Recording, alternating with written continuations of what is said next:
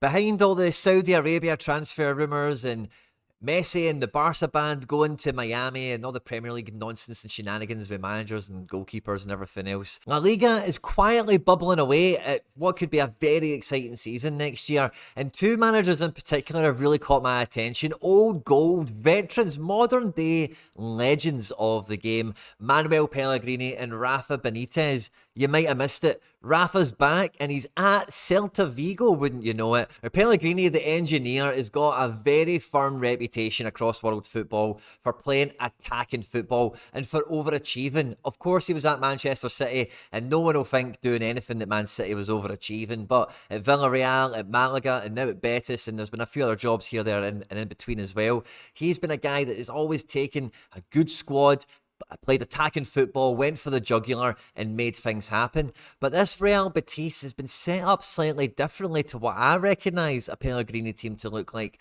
They've been stronger defensively. They've been less shy and scared of going and getting yellow cards, disrupting the play. But they've been very effective on the attack and on the break. Very unlucky last season that Nabil Fekir had a terrible injury yet again.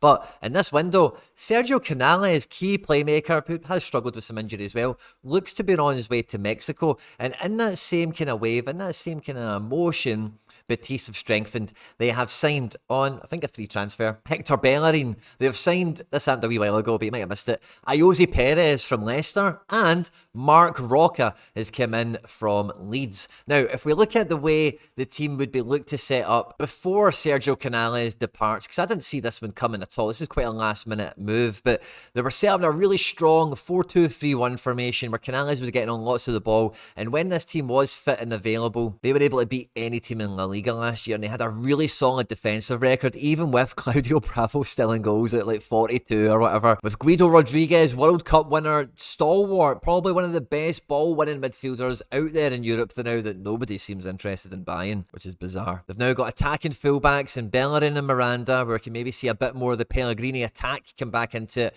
But with Luis Felipe, Pizzella, Guido, and there's been a few other players that featured last season that we might not see this season coming.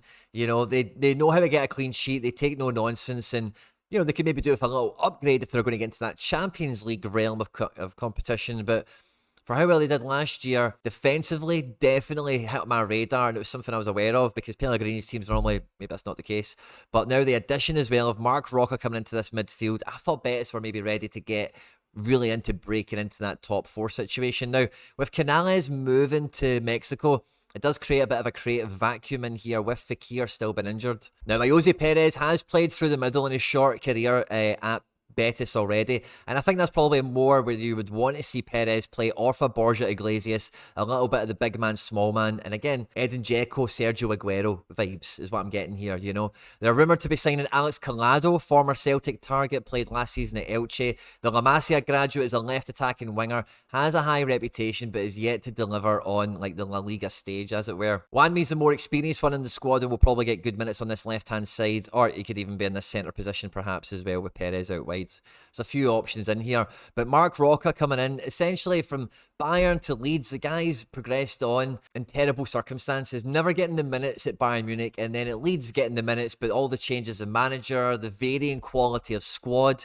it's really hard for him to shine. But going back to Spain, where he really flourished at Espanyol, and being alongside Guido Rodriguez here in the engine room of a midfield that I think is going to dominate so many teams domestically and throughout the majority of their Europa League campaign. But if they can keep the big target man Iglesias firing on, and with the young prospects coming through like Rodri, we bit that experience with Perez, Collado, Miranda, Real Betis on a shoestring could become Champions League quality, Champions League calibre under Pellegrini this year, and I think they'll be really exciting to follow domestically and in Europe. Now, Rodri made a big name for himself in the Spain under-21 Euro final run that they made, but he wasn't a big part last season. He came off the bench quite a bit. Luis Enrique, a Brazilian wonder kid, has been getting some minutes, and he could be a name alongside Rodri that will be jostling to fight in this right wing position. We could maybe even see one of them evolve into the left wing. But alongside some of these guys that are a bit more veteran, there's a lot going on here at Betis, and under the engineer Pellegrini, I could see a really hot season in store for Real Betis. Now, as regular viewers of my channel will know, I've had a bit of a long distance bromance with Celta Vigo, with Brais Mendes and Gabri Vega and Fran Beltran, and there's been a lot of fun players. Iago Aspas, of course, at Celta Vigo over my kind of time watching them over the last 2 or 3 seasons. And a big part of that, you might not know this, but Luis Campos has been kind of overseeing the project there at Celta Vigo. There's been a lot of pressure on La Liga clubs since the event of the Messi Ronaldo kind of pinnacle of money for La Liga TV and all that kind of stuff, you know. The downturn from there, a lot of clubs have been in financial despair, and there's been even more pressure on them to become self-sufficient, be clever in the market, etc. And Celta Vigo have been really forward-thinking and really leading the charge in terms of what they're doing in their community and how they're revamping all their infrastructure.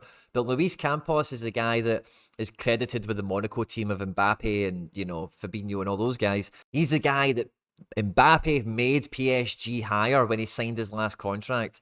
That happened as he took this Celta Vigo puppeteer role, and for the last couple of seasons he's only been able to do it in little spells, and they've had a succession of managers that haven't really quite fit the bill. But now Rafa Benitez is in town, and you know, the transfer business that they're starting to get done shows you exactly the plans and the energy that Celta Vigo have been putting into this operation, and we might start to see all that really turn its head this year. And how good is this? The guys at QuinnBet have enhanced their UK welcome offer, where you can now get a free bet up to £35. It's for new customers to sign up only. You can see the full terms and conditions on their website, quinnbet.com, or by clicking on that link in the description of the video. That link actually supports all the content here at the channel, so if you click on that link and sign up directly, you support everything here at Quinny 3001. It looks really impressive to me. It is 18 plus, and remember folks, always gamble responsibly. Looking at the team as it stands now, there is no recognised goalkeeper. Augustin Marcusson has been released. Villar, who was his fill-in last year, did impress, but I don't think by any stretch he's going to be relied upon to be the number 1 goalkeeper. But through the transfer window, through the last 2 or 3 transfer windows, around Joseph Aidu, they've been able to build a really good defence. We've got Mingueza, formerly of Barcelona, very good right back, right centre back. Unai Nunez, who's very similar to Mingueza, but from Athletic Bilbao, again, can play in a number of different positions, even in defensive midfield. And Manu Sanchez, who's had a couple of seasons on loan at Osasuna with some great success, and the Atletico Madrid Academy graduate, is one of the up-and-coming fullbacks in Spanish football. So there's a really nice back four here. With Fran Beltran, this guy is Spanish Callum McGregor. If you ever watch this guy, he is just Callum McGregor. He doesn't have much of a final third presence, but he goes all around the middle of the pitch, just knitting play together and cycling the ball out where it needs to go. Luca De La Torre, the American internationals, come into this team and made midfield a bit of a position of his own. There is a lot of room up for grabs in these positions here. Carlos Perez has been extended. Iago Aspas is a club legend, but with some loans and some transfers out and whatever, there's a few spots left in these attacking spaces to be filled until we get the addition of my favourite Jonathan from Lille. Not Jonathan David, not Jonathan Ikone, Jonathan Bamba, the one who I think is actually the best of the three. He's finally got a move. It might not be that glamorous, Celta Vigo, right? But if he's going to come into this front three with Carlos Perez, there's a couple other guys that maybe do a bit better this year as well. Jorgen Strand Larsen is a big target man who did very well in pre-season as well. And Iago Aspas. If it was even something like this that ended up lining up, like, you know, Celta Vigo without having midweek football, with Rafa Benitez's huge experience he's got throughout his season, multiple leagues, players, and success after success after success, and a lot of different formats, different strategies and tactics. I think Celta Vigo, you know, hopefully they qualify for Europe this season for next, you know, but I think they will be really interesting to watch. And if you ever get the chance to stick them on the telly this season, then especially let's watch out for some transfer business they might still do. Then I reckon they could be one of these La Liga clubs that really do start to see the fruits of their labour over the last couple of seasons with smart transfer business, selling Brais Mendes to Sociedad for a lot of money. Let's see where Gabri Vega goes this summer. He's rumoured for Man City, Arsenal, all the good and the great, Real Madrid of European football. So taking youth prospects, churning them out, and then building a squad with the proceeds. Celta Vigo feel like they're kind of leading the way in Spain for the project that might start to pop up now as the next team that might disrupt the top six in Spain. La Liga's going about reconstructing their football the right way for me, and I think we're on for a really exciting season on La Liga from a number of different clubs. I'll be really interested to see your comment down below. What you think of Betis, what you think of Celta for the upcoming season, and is there another La Liga club that's really capturing your imagination that, yeah, they're trying to do things the right way and they could have a really impressive season? I look forward to reading the comments. On screen now is some other stuff that I've made that YouTube thinks you might enjoy. I hope you enjoyed this one. Don't forget to like, subscribe, share, and retweet, and I'll catch you on the next one. Take care. Bye-bye.